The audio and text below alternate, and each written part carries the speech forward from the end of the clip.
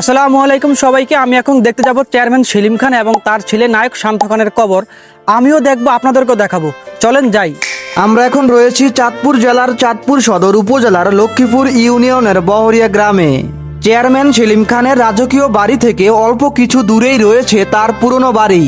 আর সেই পুরনো বাড়ির আঙিনাতেই পাশাপাশি শায়িত আছেন চেয়ারম্যান সেলিম খান এবং তার ছেলে নায়ক শান্ত খান। এটি হলো তাদের পুরনো বাড়িতে যাওয়ার পথ। আমি এখন এই রাস্তা ধরেই সামনে এগিয়ে যাচ্ছি। আরেকটু সামনে গেলেই দেখা মিলবে তাদের বাবা ছেলের কবরের। আমরা এখন কবরের একেবারে কাছাকাছি চলে এসেছি। এই যে এটাই হলো চেয়ারম্যান সেলিম খান এবং তার ছেলে নায়ক শান্ত খানের কবর। তাদের পুরনো বাড়ির আঙিনায় বাবা ছেলের কবর পাশাপাশি অবস্থিত। আর এটাই হলো তাদের পুরনো বাড়ি।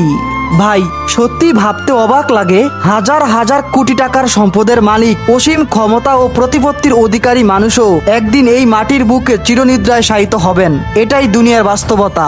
মহান আল্লাহ তাআলা আমাদের সবাইকে এই পৃথিবীর ক্ষণস্থায়ী জীবনের শিক্ষা অনুধাবন করার তৌফিক দান করুক।